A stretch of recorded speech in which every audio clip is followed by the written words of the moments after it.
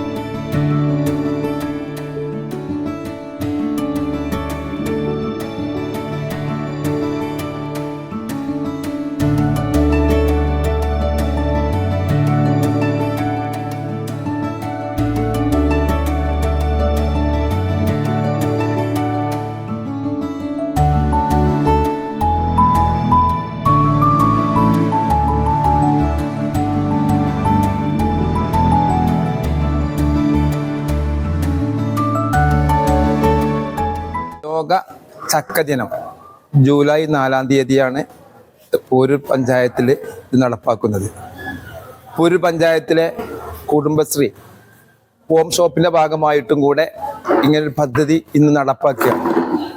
ചക്ക കൊണ്ട് ഇവിടെ ചക്ക കേക്ക് മുതൽ ചക്ക പായസം വരെ ഏകദേശം 25ഓളം ഇനങ്ങളുടെ പ്രദർശനമാണ് ഇന്ന് പഞ്ചായത്തിലെ മുറ്റത്ത് വെച്ച് നടക്കുന്നത്.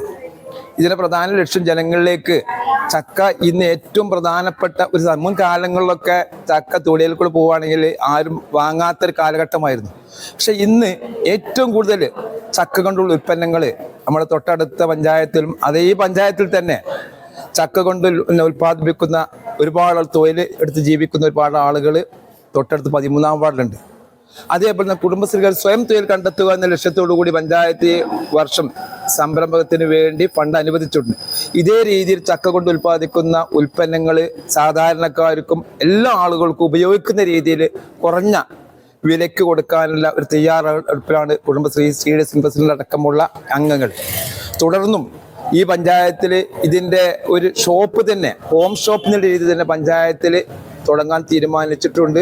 അതുമായി ജനങ്ങളുടെ എല്ലാവരും സഹകരണം വേണം. അങ്ങനെ അയൽക്കൂട്ടങ്ങൾ വരുമാന മാർഗം കണ്ടെത്തുന്നതിൻ്റെ ഒരു രീതിയിലാണ് പഞ്ചായത്ത് കുടുംബശ്രീയും ഇങ്ങനെ ഒരു പദ്ധതി ആവിഷ്കരിച്ചിട്ടുള്ളത്.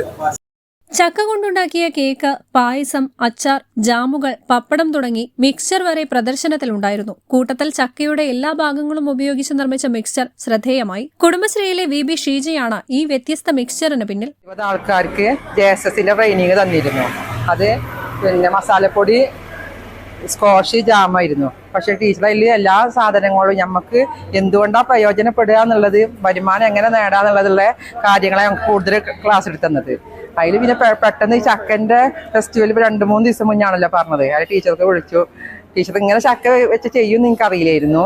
ടീച്ചർ എന്താ ചെയ്യേണ്ടതെന്ന് ചോദിച്ചപ്പോൾ എനിക്ക് സമയമില്ലായിരുന്നു. ഇന്ന് രാവിലെയാണ് ഞാൻ മിക്സർ ഉണ്ടാക്കിയത്.